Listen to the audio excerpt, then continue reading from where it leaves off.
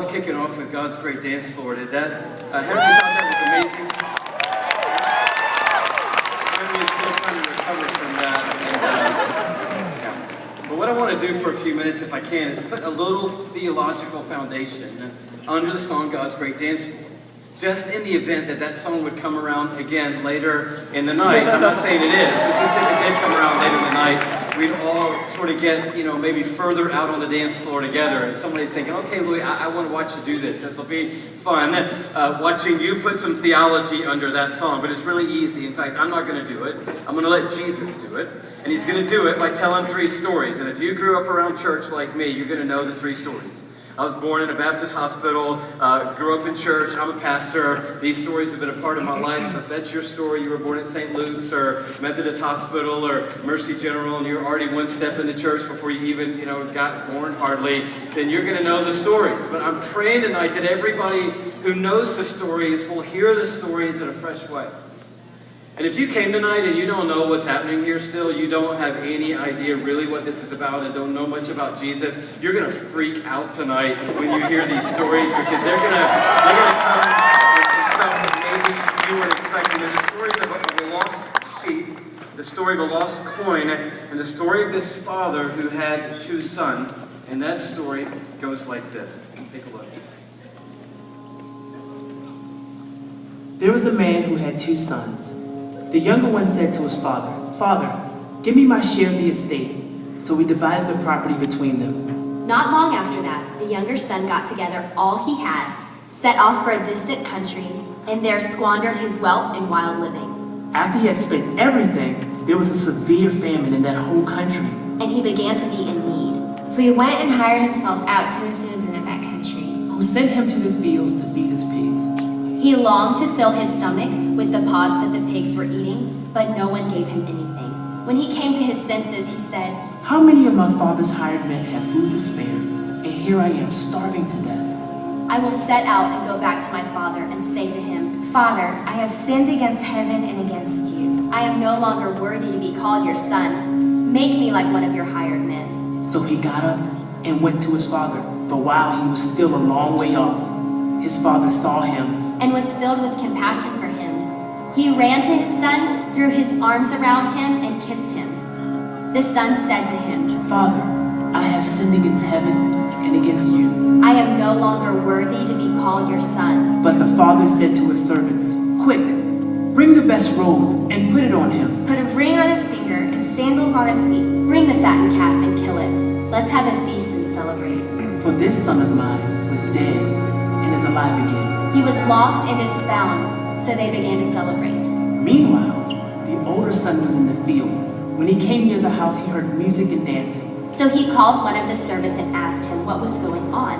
'Your brother has come,' he replied, 'and your father has killed the fattened calf, because he has him back safe and sound.' The older brother became angry and refused to go in. So his father went out and pleaded with him. But he answered his father, 'Look, all these years I've been slaving for you and never disobeyed your orders. Yet you never gave me even a young goat so I could celebrate with my friends. But when this son of yours, who has squandered your property with prostitutes, comes home, you kill the fattened calf for him.' 'My son,' the father said, 'you were always with me, and everything I have is yours. But we had to celebrate and be glad. because this brother of yours was dead and is alive again. He was lost and is found.'"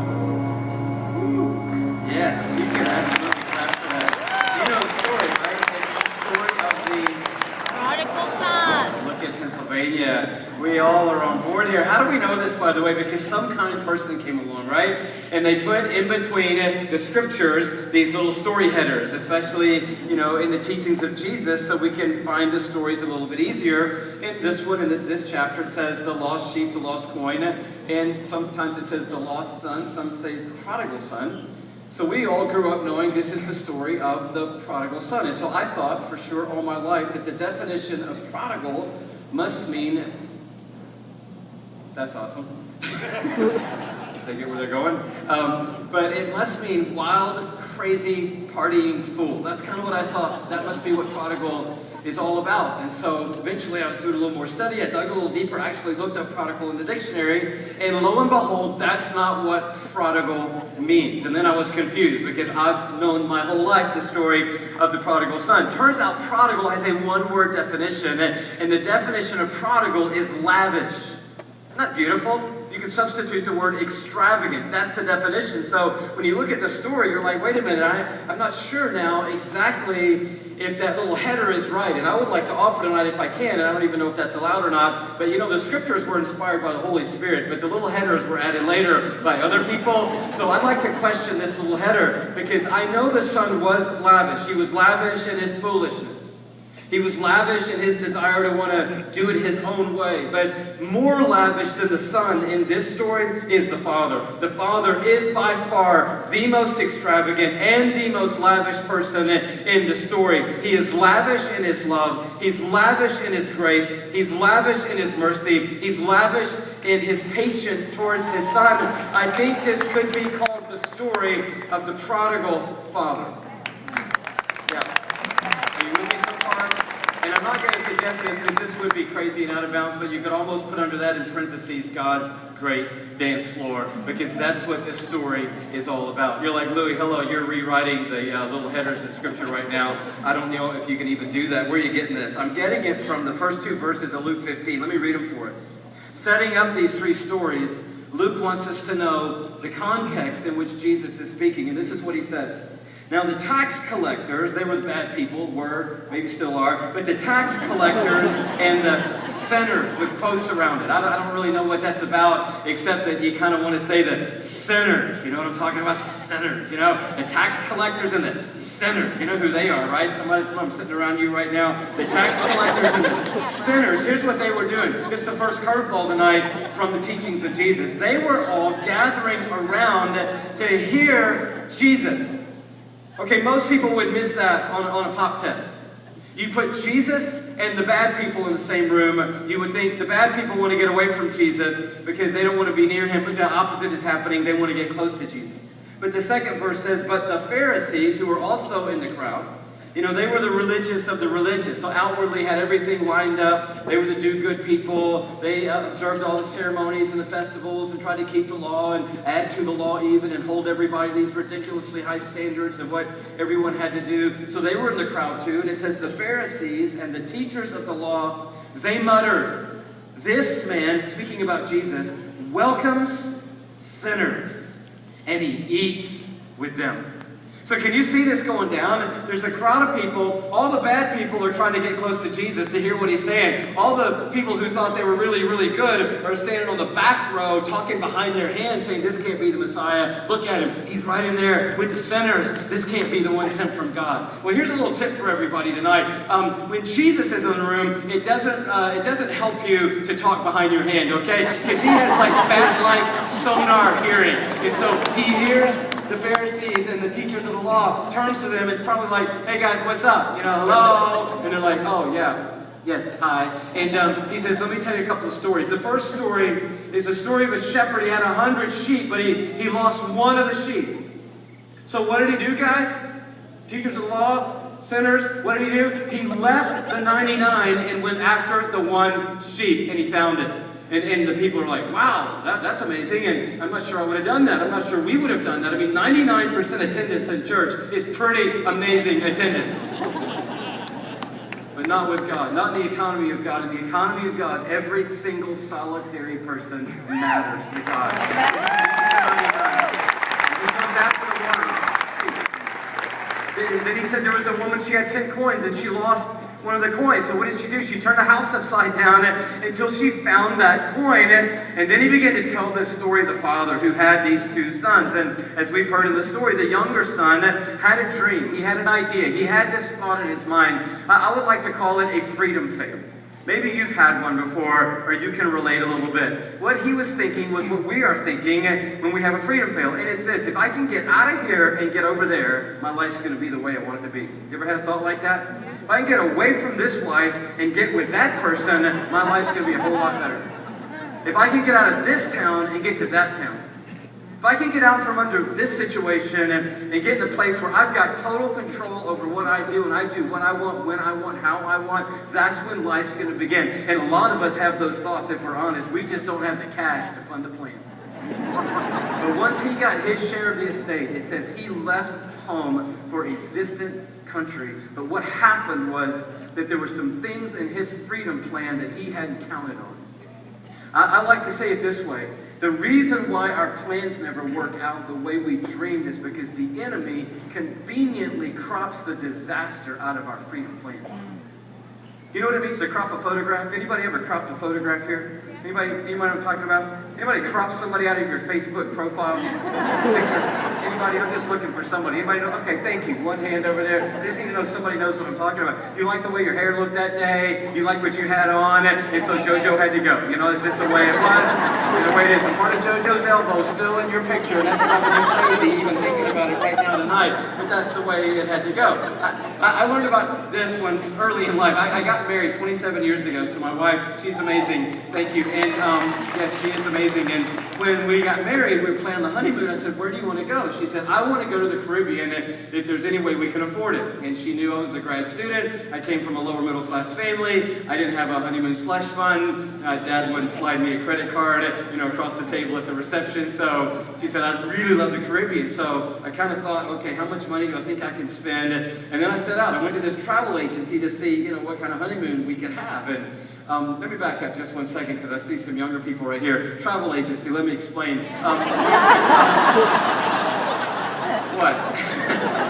All the older people, will you just band together with me right here for a second? So hello, younger people, I'm going to tell you something. Just hold on when I tell you. It's going to freak you out, I know, but just stay with me, okay? Don't go nuts on us. When my wife and I got married, it was before the internet when we got married. Seriously. Middle school kid right here, they're going, what? You mean there was a time there wasn't an internet? Yes, B-I. That's when a lot of us lived. And if you wanted to go on a trip, you actually had to go get in your car and go to a travel agency. You didn't go online and Google something. And you go in the door of the travel agency, at the mall, the strip center, whatever, and there was a big wall of brochures and these beautiful posters everywhere of the most beautiful places on earth, right? And all the brochures were like 5 days, 4 nights, 4 days, 3 nights, 3 days, 2 nights, and you're looking to see what can I afford that looks like where I want to go. And one of these brochures just sort of jumped out at me, and I'm like, that's looking pretty good right there. It's Caribbean. It looks like I can afford it, maybe. I open up the brochure into triple fold format.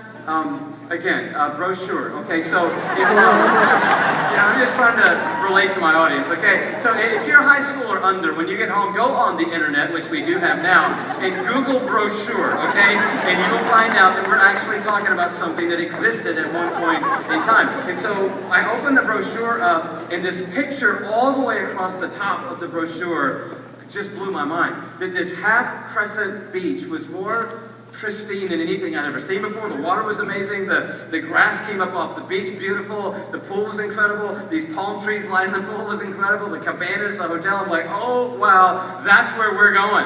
That's going to be our honeymoon right there. And I stared at that brochure every day until we got married. Scraped my money together, booked a trip, 4 days, 3 nights. We flew down to the Caribbean, got to the hotel, went to the room, went to the door. All I'm thinking is, I got to get to the balcony and see my brochure view. That's all that matters to me. And I'm a little, kind of neurotic about like the view. I've learned as I've gotten older in life, and it started early for me. I can tell now. I just want to see the view. I want to make sure the room's okay. And if we don't have that view, we'll go get another room with that view. That's what I'm thinking going through the door, right? Any guys with me here? Hello? And so I go through the door, learn something early about women. You learn a lot about women in life, and you learn a lot early on in the marriage process. Day one, I learned something because I'm going to the balcony to see our view. My wife, ladies, takes a left turn into the bathroom. I'm like, it's the bathroom. We got a view to look at here. And before I can get to the balcony, I hear, honey, I love the room. I'm like, how do you love the room? We don't even know what the view off the balcony looks like yet. And then I hear this, it has a separate tub and a separate shower. I'm like, why? And then I hear this, and this is more confusing. And it's got double vanities. It's got double vanities. And I'm like, double vanities? I don't know what that means. I learned later, guys, that means there's 2 sinks in 1 bathroom. I'd never seen that in my life up to that day, except in a public restroom somewhere. I'd never seen 2 sinks in 1 bathroom. But oh my goodness, did I learn early to give praise to God for 2 sinks in 1 bathroom. Yeah. Because guys, I'm telling you something. It's quite an awakening, is it not? Because you take 1 bag off the plane on the honeymoon thinking this is the suitcase, right? And then when you get to the room, you unzip that suitcase, and that suitcase is full of lots of little suitcases, all kind of little bags inside the big bag. And when they start coming out, there's stuff you didn't even know existed in your new future permanent relationship. I mean, there's enough stuff coming out. You got to get a power strip like the one you put under the Christmas tree. I mean, you're plugging stuff into that thing that you didn't even know people had. Enough brushes came out. We could have painted the entire hotel with the brushes that came out. I didn't know there were brushes in a marriage. I did not know. All I was asking at the end of the day was, can I get a little room down here to put a toothbrush? Can I just put a toothbrush like right here? Ladies, we've never been to Ultra. We don't know what that is. We're not sure, you know, what it means to have a flat iron and a curling iron and a blow dryer and a couple other things you got to plug in. And so she's just loving the bathroom. I open the doors and I'm thinking, okay, yeah, that's it right there. That's what I'm talking about. I'm breathing a little bit easier. There's my little half-crescent beach. There's my water. There's my grass. There's my pool. There's my trees. This is it right here. And about that time I go, kind of expand my view a little bit, just take it all in now that I'm convinced that it's what it's supposed to be, and I'm like, huh, that's not good. It's a little travel tip from Louie. Most beaches don't come in half crescents. They come in whole crescents.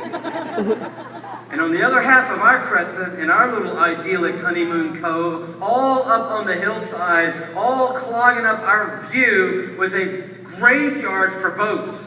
I mean, every boat that had ever been damaged in a Caribbean hurricane apparently had been piled up on this hillside. Hundreds of boats, barnacle-encrusted, rusted-out boats, just piled up in a junk heap, like right literally next to our hotel, totally in the view. I'm freaking out. I'm looking like, okay, I'm going to get another room where that has a different angle where you don't see the boat graveyard. Every room has the same view. And I'm like, oh, this is not working for me. I unzip my bag, which I don't have any, like, 8 smaller bags in, but I do have the brochure in there. Get the brochure out. I'm back down to the lobby. Poor young lady working at the desk. I'm coming across the lobby, brochure wide open. I'm like, I hate to be that guy, but could you look at this picture right here? Somebody cropped the boat graveyard on the honeymoon.